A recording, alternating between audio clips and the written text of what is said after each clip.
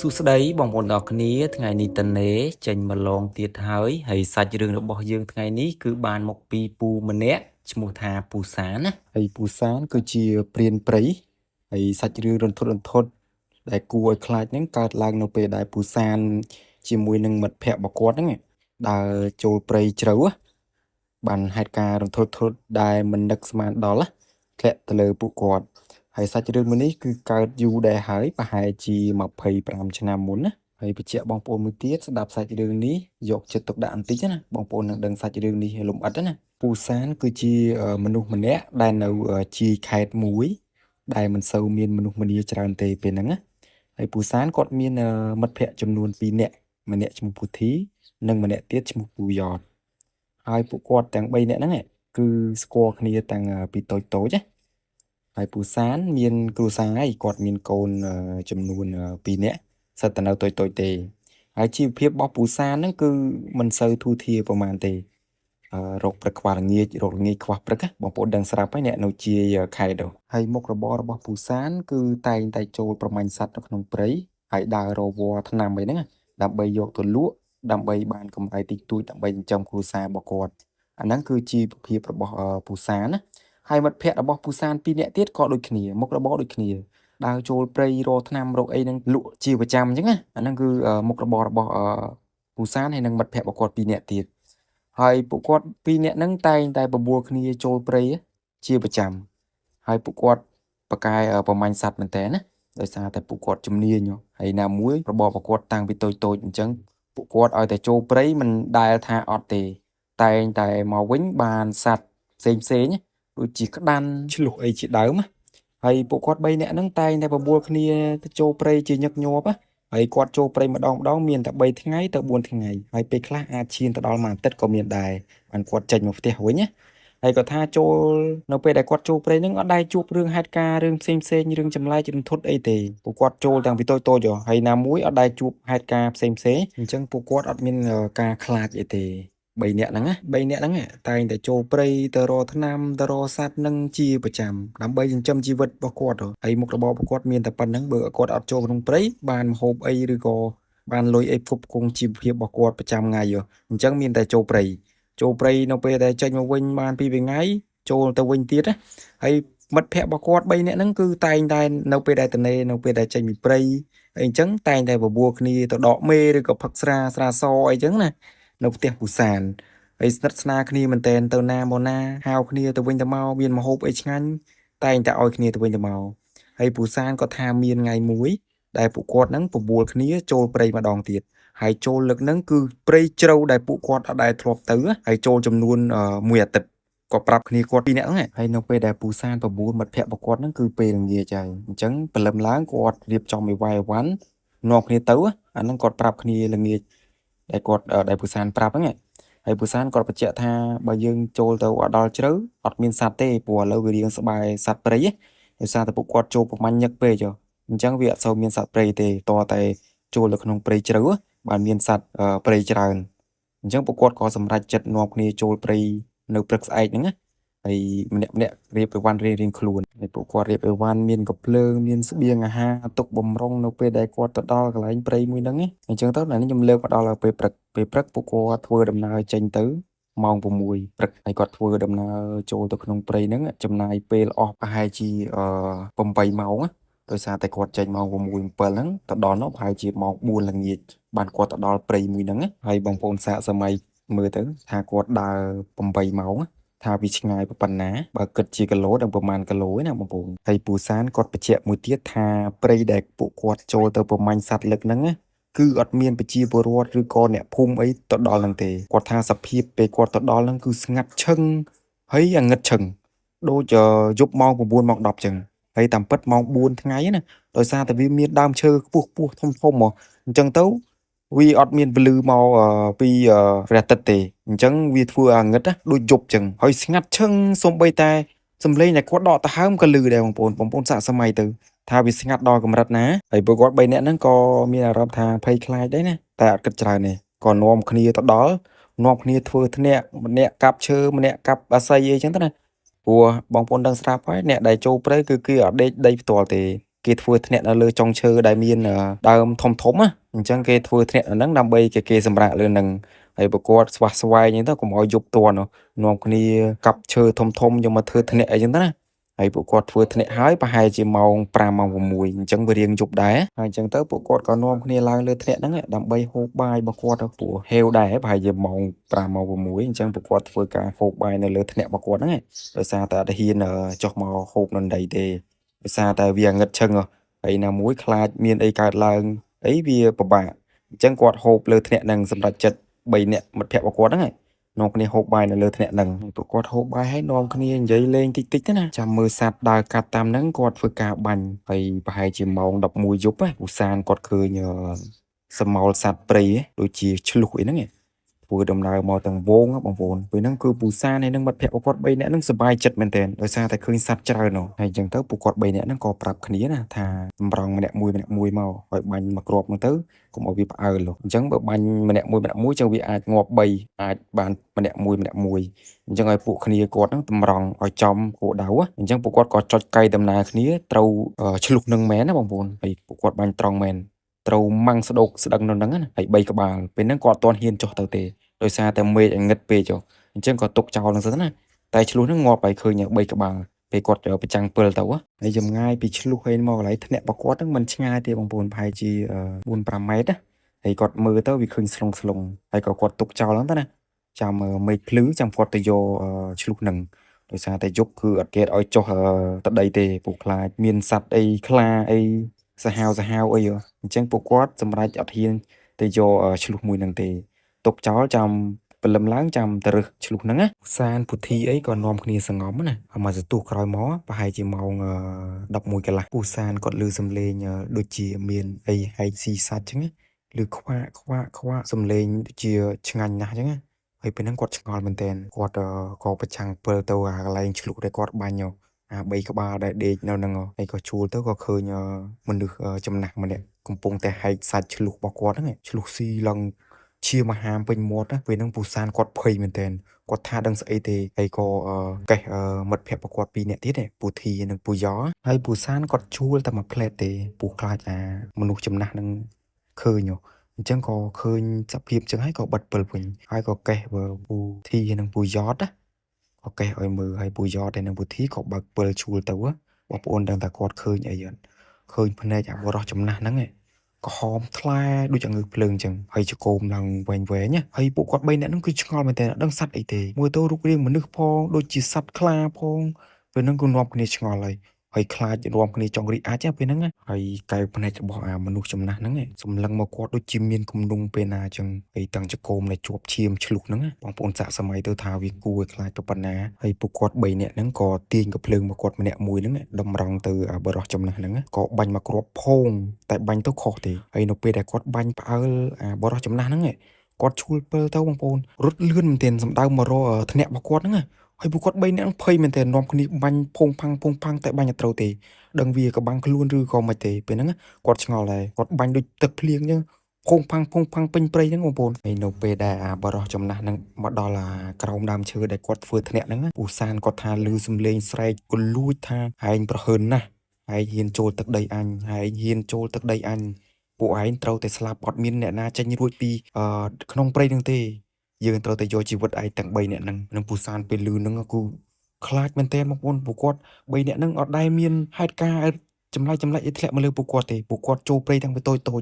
អញ្ចឹងអត់ដែលជួបទេហើយហ្នឹងគឺលើកដំបូងណាបងប្អូនថាសម័យទៅលើកដំបូងរៀបដល់ថ្នាក់ហ្នឹងពួកគាត់ចង់រីអាចទប់អារម្មណ៍អត់ចង់បានទេនៅញ័រលើធ្នាក់របស់គាត់ហ្នឹងហើយពូសានពេលហ្នឹងកំពុងតែភ័យតែសង្ងប់ចិត្តសិនដោយសារតែយកពេលហ្នឹងតម្រង់ក្បាលបរោះចំណាស់ហ្នឹងហើយនៅពេលដែលគាត់តម្រង់ហ្នឹងគឺគាត់បាញ់ចំមែនបាញ់ចំកដាក្បាលមកបងប្អូនបរោះនឹងស្រែកផ្គរពេញព្រៃស្រែកឈឺណាហើយរត់ចូលព្រៃដែរនៅក្បែរធ្នាក់ហ្នឹងហើយពួកគាត់3នាក់ហ្នឹងក៏មានអារម្មណ៍ថាភ័យខ្លាចមែនទែនឡើងញ័រខ្លួននៅលើធ្នាក់ហ្នឹងបងប្អូនសាកសម័យមើលហើយពូសានហើយនឹងមិត្តភក្តិរបស់គាត់2នាក់ទៀតនេះក៏ថាស្ងាត់បានមួយផ្លែតទេក៏សំលេងមនុស្សរត់មកទៀតណាហើយរត់លើកហ្នឹងមិនមែនរត់មកម្នាក់ឯងទេដូចជា3-4នាក់អញ្ចឹងគាត់សង្កេតសំលេងហ្នឹងហើយសំលេងរត់ហ្នឹងកាន់តែលឺទៅគៀកទៅនៅពេលដែលគាត់ប្រចាំងពិលទៅនេះគាត់ឃើញបរោះចំណាស់ហ្នឹងម្នាក់ ហើយពីរនាក់ទៀតសិតតែអត់ជើងវាលោតមកហ្មងបងប្អូនសាកសម័យមើលហើយអាអត់ជើងហ្នឹងវាលោតមកផ្លោតដូចកែបចឹងហើយលឿនមែនតើពេលហ្នឹងពួកគាត់3នាក់ហ្នឹងគឺស្វាយមាត់អូកហើយឡើងទប់អារម្មណ៍អត់ចង់បានណាចង់ហក់ចុះតែពូសានប្រាប់ពូ2នាក់ហ្នឹងថាកុំហក់ចុះនៅស្ងៀមទប់អារម្មណ៍អញ្ចឹងដោយសារតែគាត់ឃើញនេះគឺវាពិបាកមើលពេកសិតតែលោតសិតអីចឹងអញ្ចឹងគាត់ភ័យណា3នាក់ហ្នឹងនៅពេលដែលអាបរោះចំណាស់នឹងមកដល់ហើយនឹងអា2នាក់ដែលអត់ជើងនឹងមកដល់ក្រោមធ្នាក់របស់គាត់នេះវានៅជុំវិញនឹងលោតពេញមឹងអាក្រោមដើមឈើធំដែលគាត់ធ្វើធ្នាក់ហ្នឹងលោតជុំវិញនឹងហើយល្ងហើយពួកគាត់3នាក់ហ្នឹងខំទប់អារម្មណ៍កុំឲ្យខ្លាចចឹងដោយសារតែត្រៀមកំភ្លើងហើយតែវាឡើងមកបាញ់ក្បាលវាពូសានគាត់ប្រាប់មិត្តភក្តិរបស់គាត់2នាក់នេះហើយមិត្តភក្តិរបស់គាត់ក៏ត្រៀមកំភ្លើងរៀងខ្លួនណាហើយពូសានហើយនឹងមិត្តភក្តិរបស់គាត់2នាក់ទៀតគឺអត់ចេះអីទេបងប្អូនគាត់ដើរព្រៃមែនតែគាត់អត់ចេះ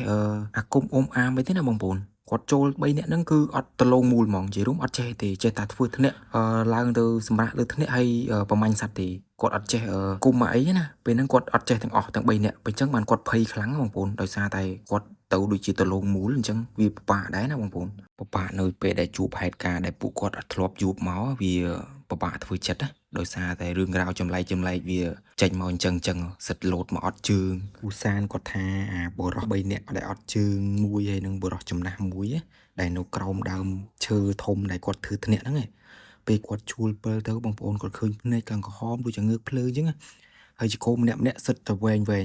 ហ្នឹងពួកគាត់3នាក់ហ្នឹងក៏អត់ទាន់ហ៊ានបាញ់ទេនៅសង្កេតមើលសិនណាថាវាជាអ្វីដែលប្រកបណាពួកគាត់អត់ដឹងទេគាត់អត់ដែរជួបទេតាំងពីគាត់ចេះប្រមាញ់សัตว์មកគាត់អត់ដែរជួបរឿងរ៉ាវអីអញ្ចឹងទេពេលហ្នឹងនាំគ្នាគិតនាំគ្នានិយាយគ្នាតិចថាសัตว์អីគេខ្លាមិនចំខ្លាមនុស្សមិនចំមនុស្សអញ្ចឹងហើយនៅពេលដែលពួកគាត់គិតគ្នានឹងហើយនេះអាបរោះ3នាក់ដែលនៅក្រោមធ្នាក់របស់គាត់អាមួយអត់ជើអាពីរអត់ជើហ្នឹង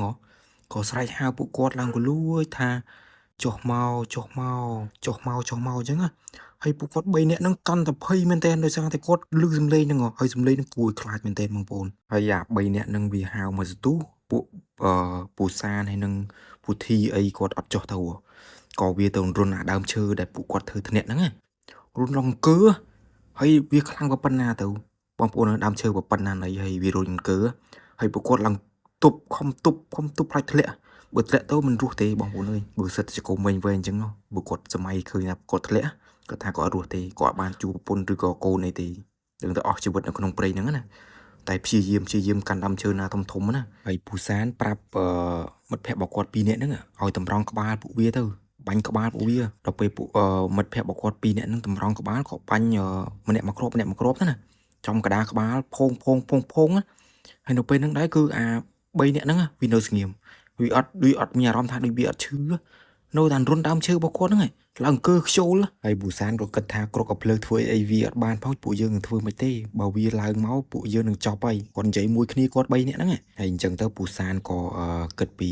ជីដូនជីតារបស់គាត់សូត្រជីដូនជីតាដាក់គ្រុកកំភ្លើមកគាត់ហើយក៏បាញ់តម្រង់ក្បាលអាបុរស3នាក់នៅក្រោមធ្នាក់របស់គាត់ហ្នឹងបាញ់ផាំងហើយដល់ពេលដែលគាត់បាញ់តែគ្រាប់ដែលគាត់នឹកដល់ជីដូនជីតារបស់គាត់ហើយអាដូចវាឈឺមែនបងប្អូនបាញ់ត្រូដូចវាឈឺអញ្ចឹងក៏វារត់ទៅលោតផងរត់ផងចូលទៅក្នុងព្រៃអាគៀនដើមឈើដែលគាត់ធ្វើធ្នាក់នឹងបាត់ទៅហើយពូសាហើយនឹងពូធីពេលឃើញអា3នាក់ដែលរត់ចូលក្នុងព្រៃនឹងបាត់ទៅវាលោតផងរត់ផងអញ្ចឹងក៏លេងសោភ័យតែនៅតែបារម្ភហើយវាមកវិញទៀតហើយពួកគាត់ម្នាក់កាន់តែអស់កម្លាំងងុយដេកផងអីផងអញ្ចឹងពួកគាត់សម្រួលគ្នាដេកម្នាក់ម្ដងពូសានចាំពូធីហើយនឹងពូយ៉តគាត់សម្រាប់ហើយនៅពេលដែលពូសានសម្រាប់ពូធីហើយនឹងពូយ៉តគាត់យាមម្ដងអញ្ចឹងផ្ដាស់ប្ដូរគ្នាទៅវិញទៅមកអញ្ចឹងមិនមកដេកគាត់ថាពេលហ្នឹងគឺអស់កម្លាំងមែនតើពូសានគាត់សង្កេតឃើញថាពួកគាត់ដើរព្រានព្រៃចូលព្រៃប្រមាញ់សัตว์អត់ដែរអស់កម្លាំងដូចលើកហ្នឹងទេពួកពេលខ្លះគាត់អត់ដេកក៏មានដែរតែឥឡូវហ្នឹងហើយជាម៉ោង12យប់នេះគាត់មានអារម្មណ៍ថាអស់កម្លាំងមែនតើឡើងទប់ខ្លួនឯងអត់ចង់រួចចង់ធ្លាក់ទៅលើធ្នាក់ពេលហ្នឹងគាត់សង្កេតឃើញចឹងហើយនៅពេលដែលពូសានគាត់សម្រាកវិញនេះគាត់សម្រាកបានតែមួយផ្លែតទេគាត់លឺសុកដុកហើយនៅពេលដែលគាត់ប្រើប្រាស់ដោយសារតែភ័យដល់ពេលមើលទៅបាត់ពូយ៉តបាត់ឃើញតែពូធីនៅលើធ្នាក់ហ្នឹងហើយនិយាយមកទាំងភ័យទាំងស្លន់ស្លោថាពូយ៉តធ្លាក់បាត់ហើយចុះទៅជួយហើយពូសានហាមគាត់ថាកុំចុះនៅលើនឹងសិនហើយនៅពេលដែលពូយ៉តគាត់ធ្លាក់មកផ្លែតហ្នឹងលឺសុកតាអូយពូធីគាត់លឺ ហើយលឺតែមកផ្លែតហ្នឹងទេនៅពេលដែលគាត់ប្រចាំង7ទៅគឺបាត់ប្រយោជន៍ឈឹងមិនដឹងថាទៅណាដឹងថាគាត់រត់ទៅណាឬក៏មានអីចាប់មានអីអុកទៅគាត់ទៅក៏មានតែគេដឹងទេលឺសំឡេងតាអូយមួយហ្នឹងបាត់ឈឹងហើយពូសានហើយនឹងពូធីកាន់តែស្វ័យមាត់ល្អហើយដោយសារតែបាត់ប្រយោជន៍ទៅឃើញប្រយោជន៍ធ្លាក់មកផ្លែតហ្នឹងហើយឥឡូវបាត់សមោលឈឹងមិនដឹងថាគាត់ទៅណាឬក៏អា3នាក់ដែលអត់មានជើង2នាក់ហ្នឹងរត់មកយកគាត់ឬក៏អូសគាត់យកទៅស៊ីបាត់ហើយក៏អត់ដឹងទេពេលហ្នឹងភ័យមកមានតែសង្ងំនៅលើធ្នាក់របស់គាត់ហ្នឹងអត់ហ៊ានចុះទៅមើលទេសង្ងំញាក់ញាក់នៅលើធ្នាក់ហ្នឹងហើយនៅពេលដែលសង្ងំជាមួយនឹងពូធីហ្នឹងពូសានក៏សួរថាមិនបានអាយ៉តធ្លាក់ពូធីគាត់ប្រាប់ថាពេលហ្នឹងគឺគាត់ងុយដេកមែនទែនគាត់ឡើងទប់ខ្លួនអត់នឹងទេអត់ជាប់ទេពេលហ្នឹងក៏ពូធីគាត់ទប់ខ្លួនអត់នឹងដែរអញ្ចឹងបានពូយ៉តគាត់ធ្លាក់ទៅហើយនៅពេលដែលធ្លាក់ហ្នឹងគឺគាត់អត់ដឹងទេពូធីអត់ដឹងទេដល់ពេលគាត់សម្លឹងទៅឃើញពូយ៉តធ្លាក់ទៅលឺសូអូយបាត់ហើយហ្នឹងហើយគឺសភាពដែលពូយ៉តគាត់ធ្លាក់ទៅពូសានពេលហ្នឹងគឺស្ដាយមែនទែនអត់ដឹងថាមិនគួររឿងបែបហ្នឹងធ្លាក់មកលើពួកគាត់ទាំងពួកគាត់មកចូលព្រៃប្រមាញ់សត្វអីអត់ដែលជួបហេតុការណ៍អីទេហើយពេលហ្នឹងគឺពូយ៉តបាត់ហើយនៅតែពូធីនិងពូសានណាមិនដឹងថាធ្វើមិនទេហើយមេឃក៏ក្រភ្លឺទៀតហើយអញ្ចឹងណាពូសាននិងពូធីបានអង្គុយសោកស្ដាយនៅលើថ្នាក់ហ្នឹងទាំងខ្លួនញាក់ញាក់ញ័រញ័រដោយសារតែឃើញសភាពការវាអត់ស្រួលហើយមេឃក៏នៅតែអត់ទាន់ភ្លឺទៀតអញ្ចឹងវាពិបាកអត់មានជំរឹកទេក្រៅពីអង្គុយលើថ្នាក់ហ្នឹងអង្គុយចាំមេឃភ្លឺហើយអញ្ចឹងទៅពូសាននិងពូធីក៏អង្គុយចាំនៅលើថ្នាក់ហ្នឹងរហូតទៅដល់ម៉ោងប្រហែលជា5ភ្លឺហើយមេឃក៏វារៀងភ្លឺតិចតិចហើយពួកគាត់2នាក់ហ្នឹងក៏ចុះទៅតាមរកពូយ៉តហើយគាត់ថាដើររកអស់ចំណាយពេលប្រហែលជា9-10ភ្លឺតែអត់ឃើញទេសមោលក៏អត់ឃើញដែរដានជើងក៏អត់ឃើញដែរពេលហ្នឹងគាត់អស់សង្ឃឹមហើយថាពូយ៉តដឹងតែងាប់ហើយដឹងតែស្លាប់ហើយពេលហ្នឹងគាត់គិតចឹងគិតពីអ្នកពូធីហើយអញ្ចឹងទៅមានតែអស់សង្ឃឹមណាហើយពូធីគាត់អត់ចង់ឈប់ដើររកទេគាត់ថាគាត់ត្រូវតែដើររកសាកសពឬក៏ពូយ៉តឲ្យឃើញបើមិនចឹងទេគាត់អត់ទៅផ្ទះវិញទេហើយពូសានក៏តាមនឹងទៅណាព្រោះមិត្តភក្តិរបស់គាត់យូរហើយបងប្អូនគិតទៅក៏នាំគ្នាដើររោមកស្ទុះទៀតណាហើយនៅពេលដែលគាត់ដើររោមកស្ទុះនេះក៏ឃើញកៅអៅពូយ៉តលហេលហែកអស់លីងហើយមានស្នាមឈាមមានស្នាមនៅជាប់អាវនឹងទៀតហើយឃើញតែអាវទេហើយមានស្នាមឈាមស្នាមអីហ្នឹងនៅជាប់អាវហ្នឹងហើយពូធីនិងពូសានណាគាត់ឃើញគាត់ចង់ស្រក់ទឹកភ្នែកបងប្អូនដឹងស្រាប់ហើយមិត្តភក្តិដែលគាត់រាប់អានគ្នាតាំងពីតូចមកហើយឥឡូវមកបាត់បង់ជីវិតឃើញតែអាវហើយនឹងឈាមអញ្ចឹងវាពិបាកទប់មែនតើពេលហ្នឹងពួកគាត់ឡើងចង់ស្រក់ទឹកភ្នែកឡើងដើរលេងចង់ទៅមុខហើយឃើញសភាពប៉ុណ្ណឹងហើយនេះទៅសើពូសាននិងពូធីមែនតើដោយសារតែគាត់អត់បោះបង់ទេគាត់មករកសាកសពឬក៏ពូយ៉តឲ្យឃើញបានគាត់ចេញទៅវិញទាំងដែលរឿងរ៉ាវវាមិនអាចនៅនឹងបានយូរដោយសារតែពេលយប់គឺកាន់តែពិបាកទៀតហើយអញ្ចឹងពួកគាត់បានឃើញតែអាវហ្នឹងហើយក៏សម្រុះសម្រួលគ្នាពូសាននិងពូធីនេះក៏បញ្ញាប់ចេញពីព្រៃហ្នឹងដោយសារតែយប់ទៀតគឺពិបាកហើយពេលហ្នឹងពូសាននិងពូធីគាត់ដឹងថាពូយ៉តគាត់ស្លាប់បាត់ហើយបានគាត់អត់រកទៀតហើយបើរកទៀតបើគាត់ចំណាយពេលទៅរកសពពូយ៉តទៀតមិនកាន់តែពិបាកហើយឥឡូវម៉ោងប្រហែលជាចិត្តល្ងាចហ្នឹងអញ្ចឹងគាត់ក៏បញ្ញាប់បញ្ញាល់ណាដើម្បីចេញទៅពីព្រៃហ្នឹងឲ្យបានហើយក៏គាត់ក៏ដើរទៅតាមផ្លូវដែលគាត់មកហ្នឹងហើយដើរចំណាយពេលយូរមែនតើបងប្អូនដើរចំណាយពេល4-5ម៉ោងណានៅតែអត់ចេញទៅពីព្រៃនឹងបានណាហើយអញ្ចឹងដូចគាត់ថាពីអ្នកពូសាននិងពូធីនេះគាត់ថាគាត់វែងផ្លូវហើយគាត់លេងចាំផ្លូវហើយអត់ដឹងថាទៅផ្លូវណាផ្លូវណីទេមិនដឹងថាខាងណាខាងណីខាងជើងខាងត្បូងណាចេះតែដើរព្រាវទេហើយពេលហ្នឹងគឺមេចិត្តជប់ទៀតអញ្ចឹងក៏គាត់បបួលពូធីសម្រុះសម្រួលគ្នាណាក៏ធ្វើធ្នាក់នៅលើដើមឈើមួយទៀតព្រោះសម្រាប់មកយប់សិនចាំព្រលឹមឡើងចាំគិតទៀតពួកអត់ហ៊ានដេកនៅក្រោមដីទេខ្លាចមានរឿងហេតុការណ៍អីដូចមានអាប្រុស3នាក់នឹងមកមិនងាប់មកគាត់ដែរមកខំកគាត់អីចឹងទៅអញ្ចឹងក៏សម្រុះសម្រួលគ្នាធ្វើធ្នាក់មួយទៀតនៅកន្លែងដើមឈើធំមួយហ្នឹងហើយនៅពេលដែលពួកគាត់ធ្វើធ្នាក់រួចហើយក៏ឡើងទៅលើធ្នាក់ទៀតណាហើយហូបអាយហូបទឹកដែលគាត់យកមកពីផ្ទះអីចឹងទៅហើយពូសានិងពូធីគាត់និយាយថាព្រលឹមឡើងនឹងទៅរកផ្លូវឯណាទេព្រោះគាត់ឥឡូវហ្នឹងគឺព្រវែងហើយអត់ដឹងខាងណាខាងជើងខាងត្បូងទេចេះតែដើរព្រាវបានមកដល់ទៅហ្នឹងហើយឥឡូវហ្នឹងនៅទៅណាទេចេះតែធ្វើធ្នាក់ព្រាវណាដើម្បីកំដរពេលព្រឹកណាអញ្ចឹងពូសានិងពូធីគាត់អស់ជំរឿឲ្យដឹងទៅខាងណាទេព្រោះព្រៃក្រាស់ហើយដើមឈើធំទៀតអញ្ចឹងគាត់ពិបាកក្នុងការកំណត់ទិសដៅដែលគាត់ចេញមកពីផ្ទះផ្លូវដែលគាត់ចេញពីផ្ទះអញ្ចឹងវាពិបាកមែនទែនហើយពូសានិងពូធីគាត់ប្រាប់គ្នាគាត់ប្រាប់ពូធីថាថ្ងៃហ្នឹងគឺអត់ដេកទេព្រោះខ្លាចមានហេតុការណ៍ដូចយប់មិញទៀតអញ្ចឹងពួកគាត់ពីរនាក់ហ្នឹងគឺសម្រេចគ្នាថាអត់ដេកទេនៅចាំមើលថាវាមានហេតុការណ៍អីកើតឡើងទៀត ហើយពូសាហើយនឹងពូធីនេះសងំនិយាយគ្នាលេងរហូតដល់ម៉ោងប្រហែលជា11យប់ហើយនៅពេល11យប់ហ្នឹងខណៈដែលគាត់កំពុងតែនិយាយលេងភ្លេចខ្លួននេះគាត់ឮសំឡេងពូយ៉តស្រែកថាជួយផងហើយសំឡេងស្រែកហ្នឹងគឺស្រែកតិចទេតែពូធីហើយនឹងពូសានគាត់ស្គាល់សំឡេងពូយ៉តច្បាស់ពូគាត់មិត្តភក្តិយូរហើយពូសនហើយនឹងពូធីគាត់ឮសំឡេងហ្នឹងគាត់ក៏កលេចមើលណាមើលចុះមើលឡើងក៏ប្រចាំងពើទៅឃើញពូយ៉តមែនហើយសភាពពូយ៉តគឺអត់គួរឲ្យខ្លាចទេដូចពូយ៉តធម្មតាអញ្ចឹងអត់មានសភាពរបួសដាច់ជើងអីទេពេលហ្នឹងពូធីហើយនឹងពូសានគាត់ឃើញហើយខណៈហ្នឹងដែរពូធីគាត់ចង់ចុះទៅជួយណាតែពូសានខាត់ថាកុំទៅពូយ៉តងាប់បាត់ហើយពូយ៉តស្លាប់បាត់ហើយអញ្ចឹងអានេះមិនមែនពូយ៉តទេវាគ្រាន់តែវិញ្ញាណឬក៏អ្វីដែលខ្លែងបន្លំរូបរាងពូយ៉តអញ្ចឹងខាមខាត់ពូធីកុំឲ្យពូធីចុះហើយពូធីពេលហ្នឹងក៏ចង់ចុះទៅជួយមិត្តភក្តិរបស់គាត់នៅពេលដែលពូសានគាត់ហាមខាត់ពូធីកុំឲ្យចុះហ្នឹងពូធីគាត់ស្ដាប់ពូយ៉តណាព្រោះដែលគាត់ឃើញអាវឃើញអីប្រឡាក់ឈាមប្រឡាក់អីអញ្ចឹងគាត់សន្មតថាពូយ៉តគាត់ស្លាប់បាត់ហើយចឹងគាត់អត់ចុះទេគាត់មើលបន្តទៀតណាហើយពូសានគាត់សង្កេតឃើញពូយ៉តណាមុនដំបូងគាត់ដើរទេដល់ពេលមកសន្ទុះក្រោយមកគាត់រត់មកក្រោមដើមឈើដែលគាត់ធ្វើធ្នាក់មួយពូធីនេះហើយពូយ៉តហ្នឹងក៏រត់មកសភាពគួរឲ្យខ្លាចមែនទែនបងប្អូនរត់មកសភាពកងេកងងដៃកងេកងងអញ្ចឹងបងប្អូនហើយរត់មកលឿនមែនទែនហើយនៅពេលដែលពូសានគាត់សង្កេតមើលមុខរបស់ពូយ៉តស្រាប់តែពូសានកំពុងតែមើលមុខពូយ៉តនេះពូយ៉តរត់មករុះក្បាលបងប្អូនហើយសភាពមើលទៅគួរឲ្យខ្លាចមែនទែនឡើងដូចសាកសពចឹងហើយនៅពេលដែលក្បាលរបស់ពូយ៉តធ្លាក់មកនេះអាក្បាលដែលកំពុងធ្លាក់នៅដីហ្នឹងស្រែកប្រាប់ពូធីថាហែងទៅចោលអញហែងអត់ជួយអញទេហើយពូធីនិងពូសានគាត់លឺពេលហ្នឹងគាត់រន្ធត់មែនទែនឡើងញ័រដៃញ័រជើងចង់ធ្លាក់ពីធ្នាក់ហ្នឹងពេលហ្នឹងគាត់ភ័យមែនទែនញ័រដៃញ័រជើងហើយតែដឹងធ្វើមិនទេហើយបាញ់គាត់ហ៊ានបាញ់ដែរពូធីហើយនិងពូសានពេលឮសំឡេងពូយ៉តនិយាយចឹងគាត់អត់តបអត់អីទេពូខ្លាចមានបញ្ហាអីលើសហ្នឹងអញ្ចឹងគាត់ហ៊ានតបទេធ្វើស្ងាត់ឈឹងណាហើយពូយ៉តដែលនៅក្រោមធ្នាក់របស់គាត់នៅតែនិយាយចឹងហែងទៅចោលអញហែងអត់ជួយអញទេហើយនិយាយខ្លាំងមិននិយាយតិចណានិយាយខ្លាំងពូធីនិងពូសានគឺលឺទៅគួរអាណិតមែនទែនអាណិតផងខ្លាចផងដោយសារតែមិត្តភក្តិខ្លួនឯងអញ្ចឹងទៅជួយអីអត់បានទេពូសភាពពូយ៉តនេះវាគួរឲ្យខ្លាចពេកអញ្ចឹងឲ្យគេទៅជួយមិនហើយចុះដីក៏អត់ហ៊ានដែរពេលហ្នឹងបើពូសានហើយនឹងពូធីគាត់ទៅជួយប្រហែលជាពូសាននិងពូធីអត់រស់ទេអានេះតាមខ្ញុំគិតណាបងប្អូនហើយ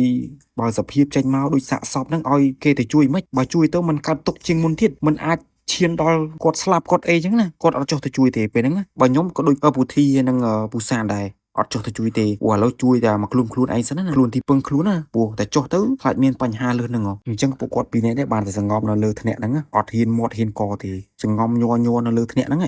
ហើយអត់ដឹងធ្វើអីកើតទេដោយសារតែវាយប់អញ្ចឹងក៏សងំរហូតដល់ពេលសងំយូរទៅពូយ៉តដែលនៅក្រោមដើមនេះគឺដើរទៅក្នុងព្រៃបាត់ទៅណាហើយក៏ស្ងាត់ឈឹងវិញទៅហើយពូធីនិងពូសានហ្នឹងក៏លេងសុភ័យតែនៅតែខ្លាចដែរទេបងប្អូនដោយសារតែខ្លាចវាមកវិញទៀតហើយពូធីនិងពូសាននេះគាត់អត់អាចសន្មតថារូបរាងដែលឃើញរូបរាងពូយ៉តហ្នឹងថាពូយ៉តឬក៏អីផ្សេងឬក៏វិញ្ញាណពូយ៉តគាត់មកលាឬក៏មកប្រាប់គាត់ពីមូលហេតុស្លាប់អីគាត់អត់ដឹងទេគាត់អត់អាចសន្មតបានណាព្រោះវាចេញមកវាអាក្រក់មើលពេកអញ្ចឹងគាត់អត់ហ៊ានគិតទេហើយហេតុការយប់ទី2គឺមានតែប៉ុណ្្នឹងទេសានគាត់និយាយគាត់ថាពេលហ្នឹងគឺនៅពេលដែលពូយ៉តដើរចូលព្រៃទៅស្ងាត់ឈឹងរហូតដល់ហើយយើងមក4ម៉ោង5ដែលគាត់អាចមើលផ្លូវឃើញគាត់ក៏ចុះពីធ្នាក់របស់គាត់នេះដើរស្វែងរកផ្លូវចេញពីព្រៃហ្នឹងណាព្រោះគាត់ខំប្រឹងងើបពីព្រឹកដោយសារតែខ្លាចគាត់ចេញពីព្រៃនេះរួចទៀតអញ្ចឹងវាមិនឲ្យគាត់នៅគេមយប់ទៀតហើយគេមយប់ទៀតមិនដឹងថាហេតុការឬក៏រឿងរ៉ាវអីកើតឡើងមកលើពួកគាត់ទៀតក៏អត់ដឹងទេអញ្ចឹងក៏នាំគ្នាស្វះស្វែងរកផ្លូវចេញពីក្នុងព្រៃហ្នឹងណាហើយពូសានហើយនឹងពូធីនេះគាត់ថាពេលហ្នឹងគាត់អស់កម្លាំងមែនទែនដោយសារតែអត់មានអីហូបហើយទឹកក៏ពិបាករកទៀតអញ្ចឹងក៏ទ្រាំធ្វើមិនរកផ្លូវចេញមកក្រៅព្រៃហ្នឹងឲ្យបានដោយសារតែយប់នឹងតែជួបរឿងរ៉ាវហេតុការផ្លេចអីទៀតអញ្ចឹងពួកគាត់ក៏ខំប្រឹងណាទាំងតែហេវបាយអស់កម្លាំងអីផងដោយសារតែយប់មិញគាត់អត់បានគេងទេហើយពូសានហើយនឹងពូធីនេះក៏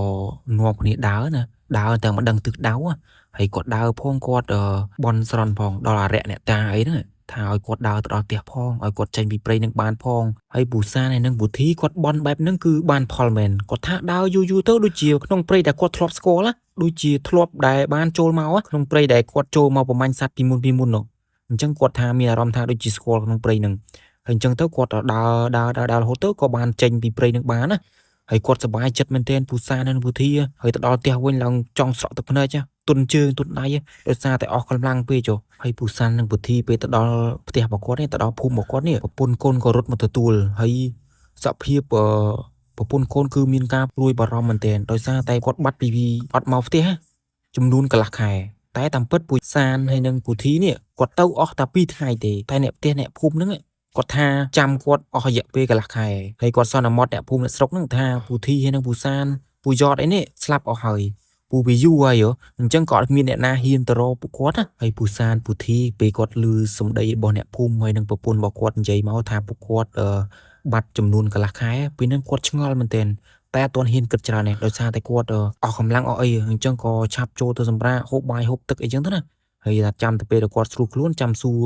អ្នកស្រុកអ្នកភូមិលំអិតអីចឹងណាហើយនៅពេលដែលពូសានគាត់ប្រងចូលទៅហូបបាយហូបអីនេះប្រពន្ធរបស់ពូយ៉តគាត់រត់មកគាត់សួរថាពូយ៉តនៅណាមិនក៏ឃើញមកតែ2នាក់មកហើយពូសាននិងពូធីគាត់និយាយថាពូយ៉តគាត់ស្លាប់បាត់ហើយស្លាប់នៅពេលដែលគាត់ចូលព្រៃជាមួយនឹងពូសាននិងពូធីនេះហើយស្លាប់ហ្នឹងគឺអត់ឃើញសាកសពរបស់គាត់ទេឃើញតែអាវដែលប្រឡាក់ឈាមទេពេលហ្នឹងគាត់ប្រាប់ទៅប្រពន្ធរបស់ពូយ៉តហើយប្រពន្ធពូយ៉តគឺយំបោកខ្លួនមែនតើពូសានពេលហ្នឹងពូធីអីហ្នឹងគឺស្រក់ទឹកភ្នែកដែរដោយសារតែគាត់អាណិតដល់ពូយ៉តមែនតើតែអត់មានជួយអីបានទេមានតែប្រាប់តាមការគាត់ជួបផ្ទាល់ណាហើយក៏មានតែអាណិតដល់ប្រពន្ធពូយ៉តតែគាត់ត្រូវរ៉ាប់រងកូនផងគ្រួសាររបស់គាត់ផងអញ្ចឹងពិបាកមែនទែនហើយជីវភាពរបស់ប្រពន្ធពូយ៉តហ្នឹងក៏អត់សូវទូធាទេអញ្ចឹងវាពិបាកមែនទែនណាបងប្អូនហើយអញ្ចឹងពូសានហើយនឹងពូធីបានតែលួងលោមប្រពន្ធរបស់ពូយ៉តហ្នឹងអត់ជួយឲ្យបានទេធីនិងពូសានហ្នឹងក៏ប្របែកគ្នាទៅណាទៅផ្ទះរៀងខ្លួនទៅដោយសារតែរឿងរ៉ាវវាហួសហើយនឹងហើយជាសាច់រឿងរបស់ពូសានហើយនិងពូធីដែលគាត់ជួបផ្ទាល់ហើយសាច់រឿងមួយនេះគឺគួរឲ្យខ្លាចមែនទែនតែយើងមិនអាចនឹកស្មានដល់ថាវាមានរឿងនឹងកើតឡើងតែវាមានពិតមែននៅពេលដែលពូសានហើយនិងពូធីពូយ៉តអីនេះគាត់ចូលព្រៃបានហេតុការណ៍រន្ធត់ហ្នឹងកើតទៅលើពួកគាត់ដល់ថ្នាក់មានមិត្តភ័ក្តិរបស់គាត់ពូយ៉តនេះស្លាប់ទៀតហើយអត់ដឹងថាសាកសពពូយ៉តហ្នឹងដឹងទៅដល់ណាទេឬក៏3នាក់ដែលពិការជើង2នាក់ហ្នឹងវាអូសយកទៅស៊ីដល់ណាក៏គាត់អត់ដឹងទេហើយពូសាននិងពូធីគាត់អត់អាចសន្មត់ថាបរោះ3នាក់ចំណាស់មួយពិការជើង2នាក់ហ្នឹងដឹងជាស្អីឲ្យប្រកាសទេសូម្បីតែខ្ញុំក៏ឆ្ងល់ដែរបងប្អូនដឹងជាសត្វអីមិនមែនខ្លាក៏មិនមែនមនុស្សក៏មិនមែនអញ្ចឹងអត់មានអ្នកណាសន្មត់ថាវាជាអីឲ្យប្រកាសទេពេលហ្នឹងអ្នកភូមិអ្នកស្រុកអីគឺគេស្ដាប់ពីពូសានហើយនិងពូធីនិយាយមកគឺអត់មានអ្នកគេដឹងអត់មានអ្នកណាស្គាល់ទេដោយសារតែវាចម្លែកពេកចុះអានេះបើខ្ញុំគិតពីកន្លែងដែលពូយ៉តពូធីពូសានដែលគាត់ចូលព្រៃថ្ងៃទី1ថ្ងៃដែលគាត់សម្រាកនៅលើថ្នាក់ហ្នឹងក៏មានបុរសចំណាស់មួយដែលគាត់មកស្រែកឲ្យពូយ៉តហើយនិងពូធីអីនេះថាចូលទឹកដីគាត់ត្រូវតែស្លាប់អញ្ចឹងប្រហែលជាច្រាបព្រៃឬក៏អ្នកតាអីដែលកាន់នៅក្នុងព្រៃជ្រៅមួយហ្នឹងមកយកជីវិតរបស់ពួកគាត់ហ្នឹងខ្ញុំគិតហើយមួយទៀតរឿងពូធីហើយនិងពូសានដែលគាត់អស់កម្លាំងងុយដេកងុយអីនេះប្រហែលជាត្រូវស្នាមសណ្ដំរបស់អ្នកតាឬក៏វិញ្ញាណអីហ្នឹងតែគេដាក់ថ្នាំសណ្ដំធ្វើឲ្យគាត់អស់កម្លាំងមែនទែនទប់ភ្នែកអត់បានដល់ថ្នាក់ពូយ៉តគាត់ធ្លាក់ពីលើថ្នាក់ពេលហ្នឹងបងប្អូនចាំទេហើយពូសានពូធីគាត់ឆ្ងល់ខ្លួនឯងដែររាល់ដងគាត់ទៅអត់ដេកទេគាត់អត់មានងុយឬក៏អស់កម្លាំងអស់អីទេតែយប់ទី1ហ្នឹងគាត់ល្ងុយមែនតើទប់ខ្លួនឯងអត់បានទេគាត់ចង់តែដេកហើយខ្ញុំស្ដាប់សាច់រឿងនេះខ្ញុំស្មានថាពូធីហើយនិងពូសានគាត់ចេះមន្តអាគមឬក៏អីការពារខ្លួនដែរតែពួកគាត់អត់ចេះអីទេអញ្ចឹងវាពិបាកដែរហើយណាមួយគាត់អត់មានសែនឬក៏សុំគេចូលក្នុងព្រៃនឹងអីអត់ទេគាត់ចូលទៅឆៅអញ្ចឹងបានហេតុការអីហ្នឹងបានធ្លាក់មកលើពួកគាត់ពេលហ្នឹងតាមខ្ញុំគិតហើយសាច់រឿងមួយនេះមានតែប៉ុណ្្នឹងទេសង្ឃឹមថាបងប្អូនចូលចិត្តនៅសាច់រឿងមួយនេះហើយបើសិនជាបងប្អូនស្ដាប់វីដេអូខ្ញុំលើកដំបូងសូមជួយ Subscribe នៅ Channel របស់ខ្ញុំមួយផងដើម្បីទទួលបានដំណើរខ្មោចផ្សេងទៀតហើយសូមចិត្តបងប្អូនមួយទៀតបើសិនជាបងប្អូនមានរឿងឬក៏ហេតុការណ៍ជួបផ្ទាល់ចំពោះអមនុស្សឬក៏វិញ្ញាណអីផ្សេងចង់ឲ្យខ្ញុំសម្រេចអាចផ្ញើតាម Telegram របស់ខ្ញុំដែលខ្ញុំដាក់ link នៅក្នុង description របស់ខ្ញុំនឹងឲ្យអរគុណច្រើនជួបគ្នានៅដំណើរខ្មោចបន្តទៀត